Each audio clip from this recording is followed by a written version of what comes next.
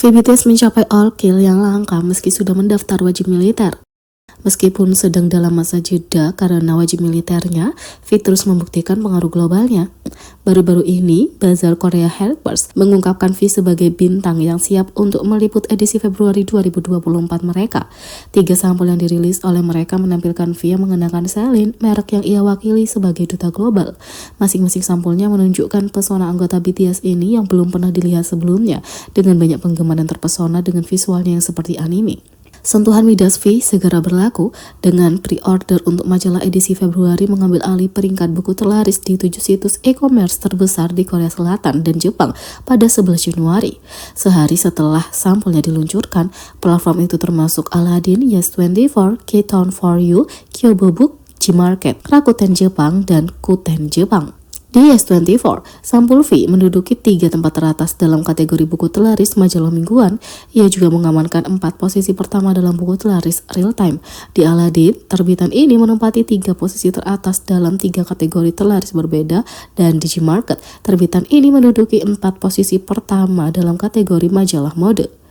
Rakuten Jepang, pengecer online terbesar di negara ini, mencatat V menempati posisi 6 teratas di semua kategori K-pop, sementara di Kuten mereka mendominasi 1 hingga peringkat 5.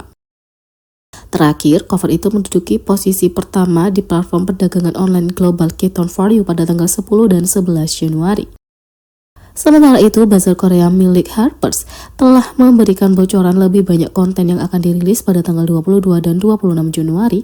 Penyanyi itu sendiri yang baru saja menyelesaikan pelatihan militer utamanya, baru-baru ini menyuguhkan kepada para penggemar beberapa bagian di balik pemotretan ini. Yang kedua, ayah Jimin BTS berbagi foto eksklusif upacara wisuda putranya menunjukkan prestasi yang mengesankan. Jimin BTS menjadi perbincangan hangat setelah foto baru kelulusannya diposting, mengutip pencapaian yang mengesankan. Pada akhir tahun 2023, Jimin dan Jungkook menjadi anggota BTS terakhir yang mendaftar untuk layanan mereka. Meski tidak semua member bisa hadir, tapi mereka diantar oleh sesama member Suga dan J-Hope. Seperti semua orang yang mendaftar, Jimin harus menjalani pelatihan dan pada 17 Januari, dia menyelesaikan dan membuka Weverse untuk berbagi surat dengan penggemar. Meskipun surat itu mengharukan, tidak ada foto Jimin yang sebenarnya dari upacara wisudanya. Tapi pada tanggal 18 Januari, ARMY tak bisa menyembunyikan kegembiraan mereka ketika foto pertama dibagikan atas izin ayah sang idola. Ayah Jimin mengelola sebuah kafe bernama Magnet di Busan, dan dia dikenal selalu berbagi dukungan untuk Jimin di lokasi tersebut dengan segala cara serta berinteraksi dengan para ARMY. Di halaman Instagram kafe itu, foto-foto baru Jimin dan orang-orang tercinta dari upacara wisuda dibagikan. Dalam foto tersebut, Jimin dengan bangga mengenakan seragamnya dan terlihat tampan seperti biasanya. Belum cukup, ada juga pesan dari sang idola yang dibagikan dalam bahasa Korea, Inggris, dan Jepang agar para penggemar di seluruh dunia bisa membacanya. Pesan itu menyampaikan pesan yang menyentuh hati mirip dengan postingan Weverse-nya. Halo, aku ZM Millennial. Apakah kalian semua membawa payung? Sepertinya sebentar lagi akan turun hujan. Cuacanya mendung. Bagi mereka yang menunggu berita tentang hujan, aku ingin menyampaikan penghiburanku kepada mereka yang khawatir. Dan kuharap harimu lembab. Kalau panjang, kalau pendek, upacara penyelesaiannya 5 minggu.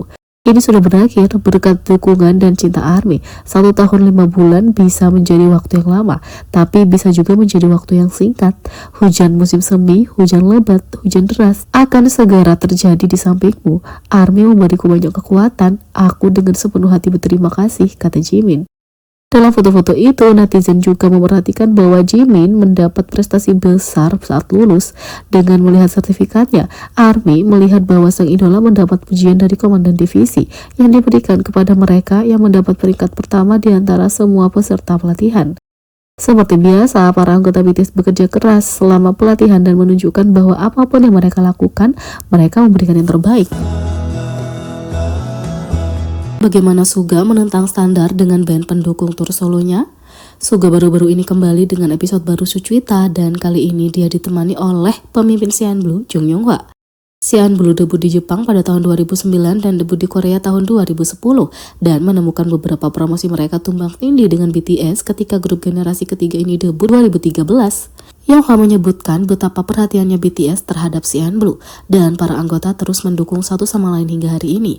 Ketika Suga memulai tur solonya pada tahun 2023, Chung Yonghwa memastikan untuk menghadiri acaranya, dan dalam obrolan grup dengan anggota BTS setelah konser, dia dan penyanyi penulis lagu Korea Lee Jung mencatat bagaimana perasaan mereka ada sisi rockstar kepada Suga. Ketika berbicara tentang bintang rock, Suga mulai berbicara tentang band yang mendukung yang bergabung dengannya di atas panggung untuk setiap pertunjukan dan ritual mereka minum whisky bersama sebelum konser dimulai. Membahas ritual mereka, Suga mengungkapkan bahwa band itu belum pernah melakukan hal seperti itu sebelumnya dan menjelaskan bagaimana band pendukung seringkali diperlakukan berbeda di Korea. Suga menjelaskan bahwa perusahaan Korea lebih memilih band pendukung untuk menjadi seperti lukisan selama konser, dengan harapan mereka tidak mengalihkan perhatian dari penyanyi itu. Anggota BTS tersebut memberi contoh dengan mengatakan bahwa kalau anggota band pendukung mulai menganggukkan kepala mengikuti musik, kemungkinan besar mereka akan diminta untuk berhenti. Suga mengaku merasa tidak enak dengan standar itu, oleh karena itu ia menciptakan suasana yang lebih santai di atas panggung dan mendorong band tersebut untuk punya kebebasan berkreasi selama penampilan mereka.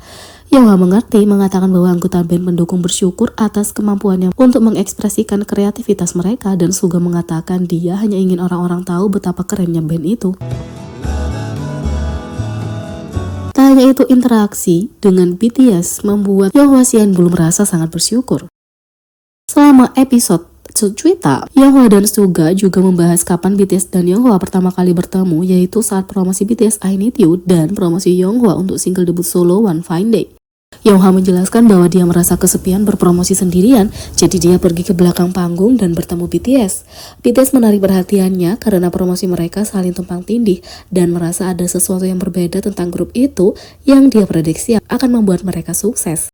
Dia ingat grup juniornya sangat ramah dan dengan cepat menjalin persahabatan dengan Jimin dan Jungkook. Setelah mereka memperkenalkan diri, mereka berasal dari Busan, tempat Yonghwa menghabiskan sebagian besar masa kecilnya. Yonghwa ingat bermain basket melawan Suga di Idol Star Athletic Championship yang memungkinkan mereka menghabiskan lebih banyak waktu bersama dan menjadi lebih dekat.